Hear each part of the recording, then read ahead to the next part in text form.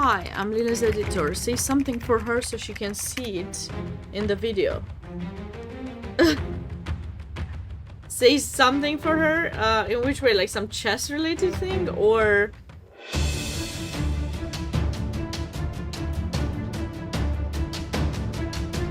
what does a baby computer call his father?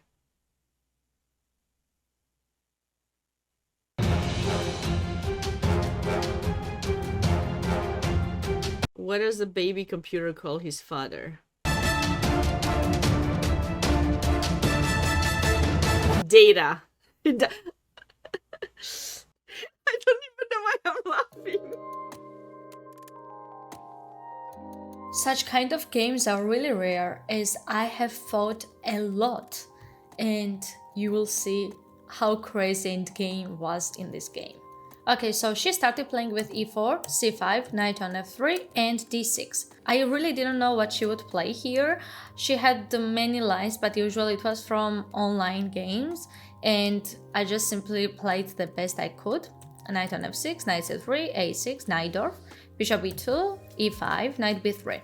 I think that I really did not play this line that well. I think I should have played differently. Instead of bishop e6, there's also h6, and there is also moves like bishop e7, for example, which I did not do, and I played here bishop e6, which is not bad, but still knight dwarf is very tough to play, and that's why I was kind of scared of playing against this line. Bishop g5, knight bd7, and knight d5. Well, seems like it's equal, but actually this knight is quite annoying here, as my knight is pinned on f6, and I don't really know how to play properly. Like bishop e7 would be also good, but I kind of didn't want to give away this bishop, and that's why I played here h6. The idea is to simply threaten this bishop, and for example, if she would play bishop h4, I would play g5, and now this pawn is hanging on e4.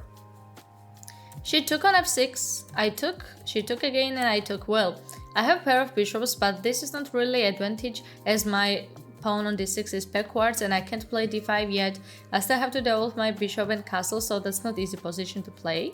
c4, which is interesting move. Like castle would be also good, but the idea of c4 here is just not to allow me to play d5, and like seems like white is getting better position, but actually, even though I was thinking that white would get good position here, actually it's slightly better for me, because I have a pair of bishops, and after bishop e7, then there would be castle, which I should have done, but I don't know why I played queen g6, to be honest. I was chasing these pawns on e4 and g7. Both are hanging, but actually I can't win one of those, because after castle, if I took on e4, this is lost after bishop f3, takes, and either bishop e7 or knight on a5. And guys, don't try to chase your opponent's pawns if you have not developed your pieces yet. This is like golden rule in the opening. Like look at this position. Even though I win pawns, my king is very unsafe. Knight on a5 is hanging, bishop e7 is hanging, and for example, after knight on a5, if I would go back, queen c7 takes, and if I don't know, rook b8, bishop c6, and already I can't castle, and there's like really tough to play here. So that's why be very careful when your opponent tries to give you pawn like she did here. Means that she's just simply sacrificing to get good position. So I played here bishop e7. Of course I knew that. I played bishop e7, rook c1, and castle, which is like fine position. I really don't know why I undervalued this position. It's like good for me, good play, because I have two bishops. I can play rook c8, attack this pawn, and this knight b3 is not doing well, so that's why it was good. But still, I made mistake. Rook c8 would be good. Just develop this rook, attack pawn on c4, and wait how my opponent would play. But I played b5. I simply wanted to open this queen side, and that's why I played b5, and I also wanted to play d5 next. But after queen e2, rook d8, I kind of started already doubting in this position. Bishop g4 seems good after f3, just simply to let my opponent push f3 and then go back to e6. Well, I think that it doesn't really make any big sense. So that's why I played rook f d8, which was inaccuracy. Yeah, and because after knight on a5, which I did not see, my bishop and rook will be forked after knight c6. And plus, like, she's removing from b3 square to a very good square on a5, threatening c6. So actually now white is started getting good position. And another inaccuracy. The best would be just simply to play bishop h3 to let my opponent play f3 and maybe then play bishop g5 or just simply trade on c4.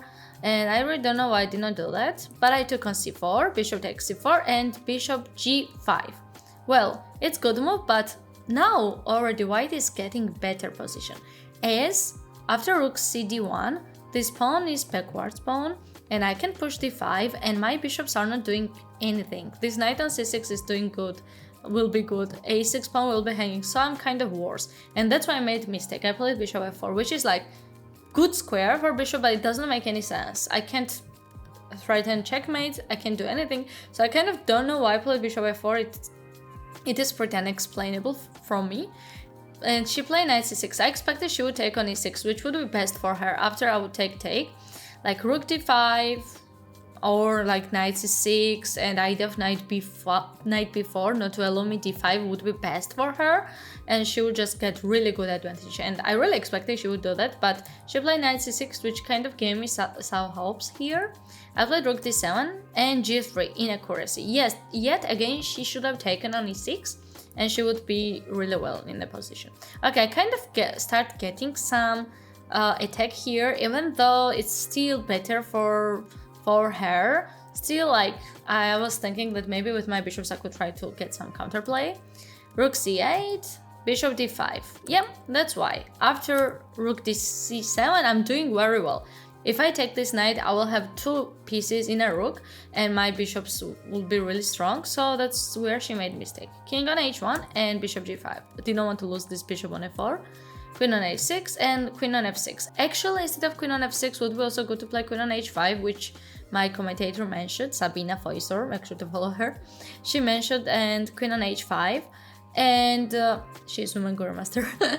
And queen on h5 would be really interesting, which I did not see during the game. The idea would be same like on queen on f6, to attack this pawn on f3, and then just simply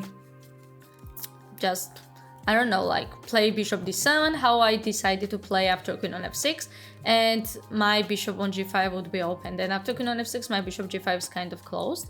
Rook d3 and bishop d7, attacking knight on c6, knight b4 and rook c5. Well, I think that I should have played bishop h3, just simply to don't allow king to come on g2, and then threaten pawn on f3, which I did not do, and I played rook c5. The idea was here to play bishop b5 and win the exchange, but she blundered here bishop b7, and I played bishop b5. Queen d6 and rook c1, strong move. The idea here is to threaten one rook, also another rook, and win exchange. But, well, white gets like extra two pawns in exchange. So for example, after bishop c8, I take king g2, and then I would take, and she would just simply take in knight d3, and this is like kind of what happened after that. And this is like good for me, but well, she gets two pawns and knight in a rook, which is very hard for black to win this game, and I don't know how I managed. And here I should have played, instead of taking this rook on d3, I should have played rook on e2, and then I should have taken on d3. And well, probably because this king is on g1 and now rook on e3 is hanging. But yeah, I just took that. I did not have that much time and did not have that many options to do. So yeah, here I was thinking that maybe it's gonna be a draw, but I have an exchange and she has as low time as I have, and maybe I will try to trick her.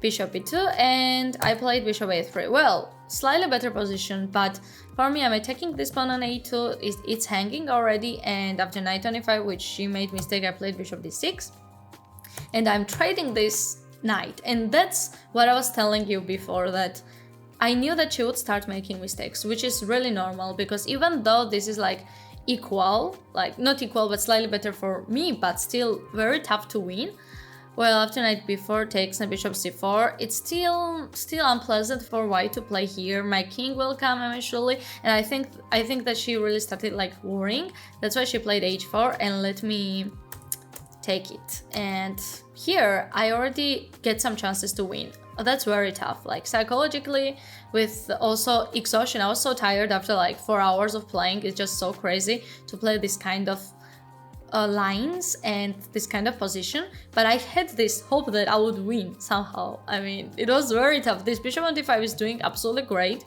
and protecting these pawns, and I could have played also f takes c6, but if I would trade all of these pawns, it would be a draw. So that's why I wanted to remain as many pawns as possible. So I played f6, king g1, and g6. Well, I didn't want to allow her to play h5. If she would like literally play h5 and g4, and if she would get all these pawns on light squares like her bishop, it would be a draw. So I didn't want that, and I wanted to remain as many pieces and as big activity as I could. This move takes, and rook d2. Well, it's actually a win, but that's so tough to convert this game to a win because she has strong bishop on d5. For example, if I even push king c5, if I want to go closer or like play king e5, she would just push e7, and then like I can't protect this promotion. So that's why it's a very tricky position here. I play f5. I want to open these lines and attack this bishop. Bishop e7 and rook b2, rook d5 and rook b5. Well, it's still a win, but that's actually a very tough win in my opinion. I was thinking here she would play bishop g6 and rook g5, bishop f7, but I really don't know how it would be win. That's very tough. Like, even though I have passed pawn and exchange, she also has this passed pawn and pushing e7, and that's very, very complicated at game. Plus, after like 4 hours and a half playing, our minds are getting really tired, so it's normal to like start hallucinating, plus not easy to win. But still, I was fighter. I fought till the end. I don't know what I was really trying to do here. Probably I wanted to push pawn as farther as possible because it's win, but that's very tough to convert. This bishop is protecting. I can't push h3 yet, and after, for example, king g2, I can't play h3, I can't play king g4, so that was very tricky to find here. How should I have won this game? Bishop d7, rook d3, and bishop f8, bishop c8. My idea was somehow to manage to play king g4 and h3 and play rook d2, but look, this bishop was literally very much focused on this diagonal, so I could not really let this bishop go. So I was just doing my best to threaten as much as I could. And yeah, she should have played bishop e6, which she did not, and she gave me a chance to win. Finally, after bishop e2, I found rook d2 strong move. The idea here is to let my opponent play bishop e5 and play rook d1. Now rook on h1 is hanging. So she plays bishop c6 and rook d3. If she would take on h4, that was the idea. Here would be rook d6 and checkmate is hanging, like bishop e8, for example. Rook on h6, bishop h5, and I have Zugzwang move, king on f5. And if she like goes king g3, I'm winning bishop. So this was the whole idea, somehow to try to make her be in Zugzwang, and that's why she could not take on h4, so she's forced to play king on h4, and now I can play king g4. And the good part is that she can't check. If she was on b7, she would already be able to play c8, and then I would not be able to push h3 and play rook d2. And this was the position I really wanted to get. And I was already so much relieved that she did all of these moves. And plus, it was already 5 hours I was playing, and I don't know how I managed to see in like few seconds these lines, but I knew what was my idea. So that's why, guys, even though you might have been really tired during game, you played a lot of hours, and even though you have like time trouble, you still need to get the idea. Like, you need to get this